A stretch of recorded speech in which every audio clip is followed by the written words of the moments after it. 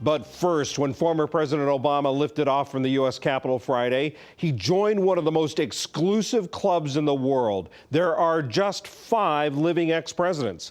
Today, a former president can do pretty much whatever he wants. After a weekend in Palm Springs, California, President Obama and his wife reportedly flew to the British Virgin Islands for some vacation time. But what next?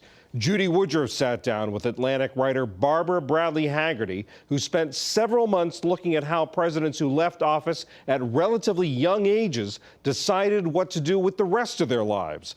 This is part of the NewsHour's ongoing partnership with The Atlantic.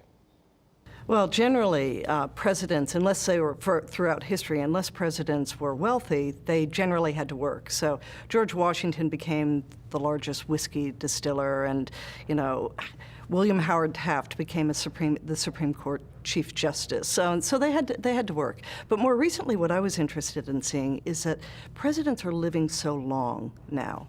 And when a president leaves in midlife, at the peak of his game, what does he do then? What does he do for an encore? So over time, the idea of what to do and the amount of time has changed.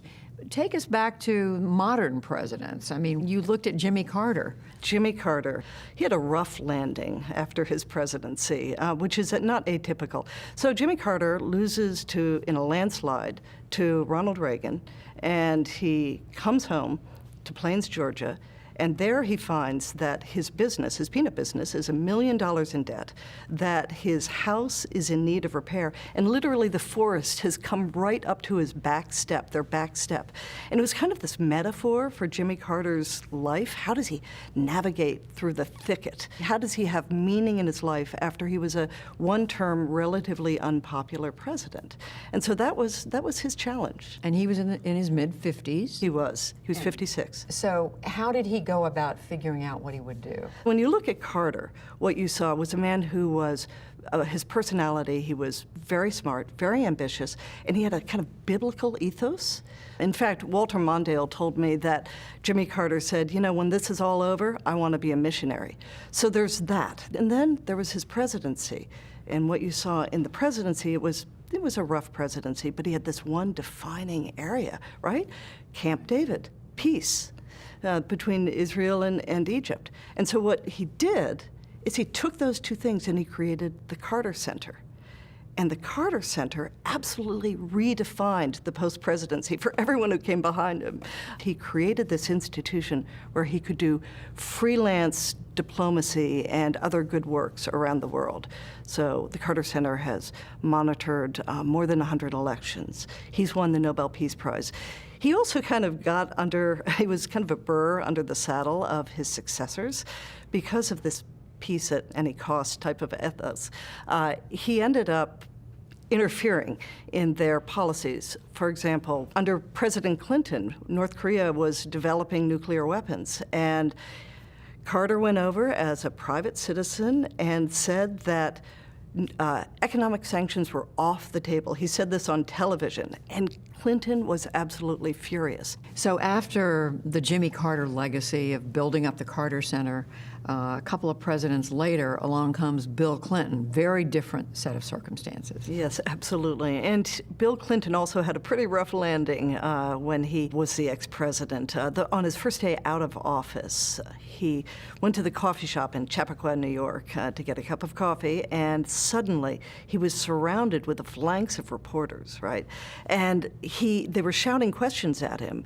Why did you pardon Mark Rich, the fugitive financier? Why did you do that? And suddenly he found himself completely naked. He didn't have a press office to protect him. He had no barrier between himself and the rest of the world. And it was a really rough time for him. It made all the more rough because he was counting on some speeches to help him with his debt. As you remember, he came out of office with $12 million in legal fees because of the impeachment proceedings, and he had paid a lot to his lawyers. All of those speeches just disappeared overnight because of the Mark Rich controversy. So it was a pretty tough time for him. You wrote, I think, that Clinton was described as having given a lot of thought to his post-presidency. Yes, apparently from the first... While he was president. Right. Apparently from the first day he was in office, he was thinking about his post-presidency. And he set up the Clinton Foundation when he was still president. And so he had given a lot of thought to it. It's just those plans were a little bit delayed while he had to get through those first rough months. How do you see the Clinton Foundation and what it's been able to accomplish, I don't know, compared to Jimmy Carter's work at the Carter Center? Well, the Clinton Foundation is kind of the Carter Center on steroids, right? It reflects Bill Clinton's personality. So when he started this Clinton Foundation, it is a global enterprise to do good, right? They've done a lot of good. They've gotten sugary drinks out of public schools. They've driven down the price of AIDS medicine in Africa. But with the Clinton Foundation comes a lot of money. They raised a lot of money, and then there were questions about how that money was spent. Yes, there was questions about how the money was spent and whom he raised the money from, the royal Saudi family and Blackwater. There kind of really a lot of murkiness, which actually did not help his wife in her presidential campaign, of course. There were a lot of questions about it. But you know what Bill Clinton did with this post-presidency is he turned it into a money-making enterprise for himself. So since 2001, Bill Clinton has earned $250 million in speaking fees and in book contracts. As one person said it, being president is a really, really good career move. His successor, George W. Bush, comes along, has, of course, his own set of issues during his presidency, and approaches his ex-presidency very differently. Very differently. He was delighted not to be president. He tells this story that the day after he left the White House, he's down in Crawford, Texas, and he opens a newspaper and he looks at the news and he thinks, what are we going to do about this? And then he realizes, I don't have to do anything about this. This is no longer on my watch. So he closes up the papers, he grabs his two dogs, drives to the office, and starts writing anecdotes for his book. So he absolutely loved being away from what I understand, from the everyday pressures of the presidency. And he's been one of the less visible of Yes. former presidents. Yes, he has. How do you account for that? I think it's personality. His speechwriter said that the reason he seems content is because he is content. He isn't trying to burnish his legacy. He's unbothered about the criticism of his 8 years in office, the wars and the recession and all of that. And so what he does is he does the things that give him meaning and purpose. He's pivoted toward his friends, toward mountain biking, toward golfing, also he goes to Africa and he looks in on the clinics and things like that. But you know what he's really into right now is he's into painting. He took it very seriously. He took lessons, he does it hours every day, and now he's painted war veterans, many of them wounded, as a kind of tribute to them. So let's talk about President Obama. Yes. He's out of office.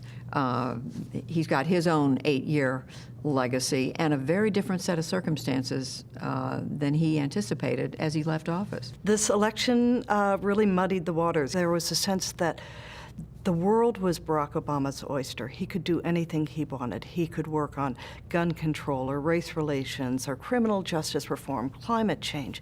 He could own a basketball team. He could, to teach law. He could do anything he wanted. The day after the election, we realized that his opportunities were circumscribed, at least at the beginning, because there's a Republican president and Congress who is actually actively seeking to undo some of his greatest achievements. And what's really interesting about this time is this election actually gave him a new, unexpected purpose, because the Clintons are no longer really the head of the Democratic Party. He's the senior statesman in the Democratic Party.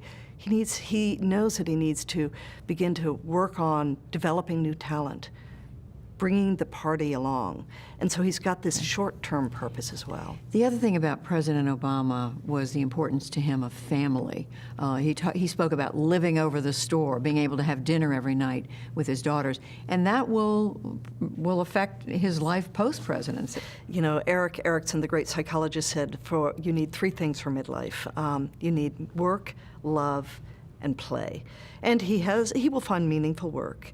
And he has play. He, body surfs and plays basketball and reads voraciously. And then love.